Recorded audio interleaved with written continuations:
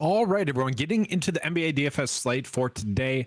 Just sorting the OF model by projected minutes right now, because I feel like that is a pretty interesting starting point. We can see Mikal Bridges is going to be someone that's pretty chalk because they expect him to get a lot of minutes. At the same time, the over and under for this game is set at 12.5.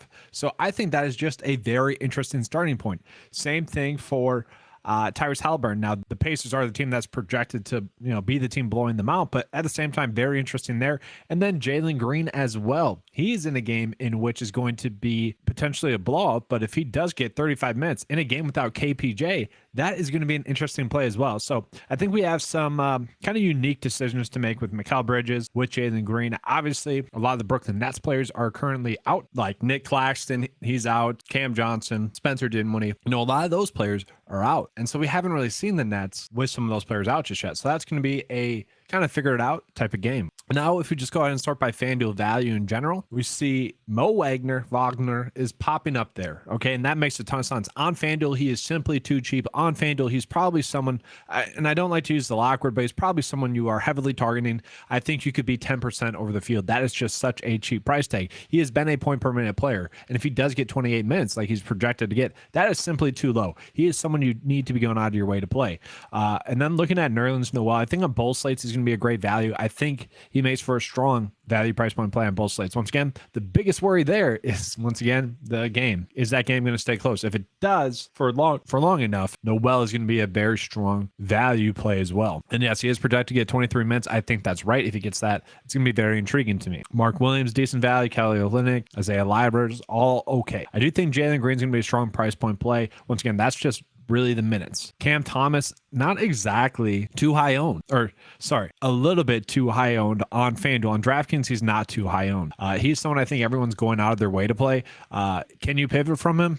We don't really know. Like with Mikal Bridges there, what's the usage going to look like? I would say if you are going this in on Cam Thomas, I would say you almost have to also go all in on Mikal Bridges as well. Now we flip it around. We look at the DraftKings value. We see kind of the same players, but we also get Sharp popping up in there. Let's see his projected minutes. 20. So there's a very good chance that you could go Noel at center and then Sharp at the utility spot, pay 6.3 total, and maybe you'd be locking in 40 or so DraftKings points and not too high of a total ownership. Like, I would take that. They are strong point per minute players. The issue with those players is that they're GPP only plays. And then also we got Wagner there as well.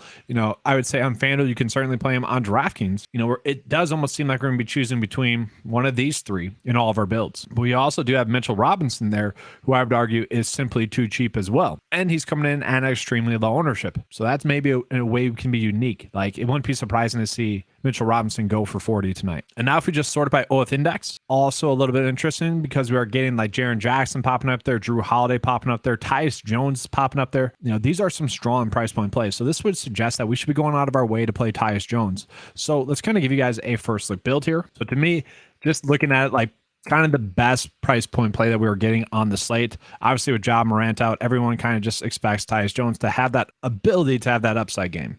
Now, is he a lock and load to go off? He isn't. He's a risk-reward based play. If you're playing him for GPPs, you're playing him for that upside. And then, like, look at this. This is what I mean about Cam Thomas. Far from a lock and load, right? Like, we saw him have that great stretch in there, but at the same time, lately, when he's gotten the minutes, it's been a little sporadic in terms of his production. Now, I expect him to be able to hit value at this price tag, but at the same time, wouldn't it be shocking to only see him having mediocre game? I will be playing it for now. And then center-wise, do we go both the Brooklyn bigs? I think we actually could get away with it. Now, is that going to be the optimal approach? No. And so to me, it kind of seems like, all right, let's go with Robinson as one of the bigs. I feel like he's a strong price point play on the slate. Last time out against the Kings, only had 19 minutes in that game. Got into foul trouble, 26 DK points. So still a pretty strong play. And I would say for Brooklyn, we're just going to go with whichever player is going to be the starter. So just be in the Discord chat before lock. That's going to be the safest approach to go with. Discord chat is in the link in the description below.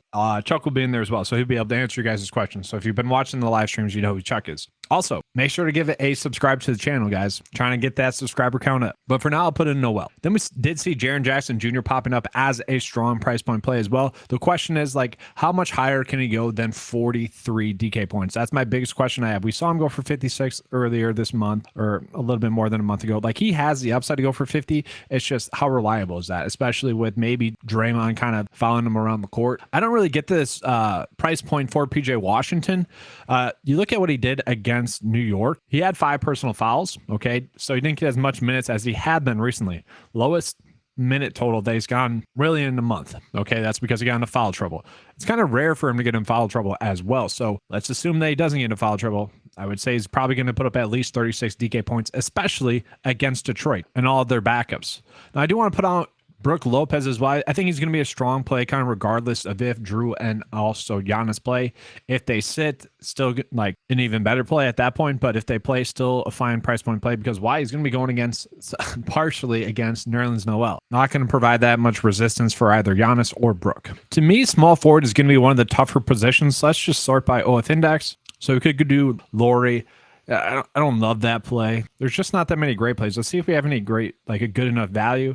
Gary Harris, I guess we could be forcing him playing Gary Harris. Like, we don't love that, but at the same time, kind of just punting it as it sits right now. So that's a play we could put in there for now. And then as the day develops, that's another question we could ask in the Discord chat. Hey, I'm trying to do studs and duds. I have a small forward spot. Where are we going from maybe potentially Gary Harris? Because at this point, we do have some pretty good value. Average salary remaining is a lot. So you could easily go Curry if you wanted to, chase that upside. I don't mind that. Go Giannis in the forward spot. And then we still have a lot of salary left over for a guard. You could go Jalen Brunson against the Kings, so he gets a good matchup as well. And Jalen Brunson has been rolling. So like, not a bad first look build.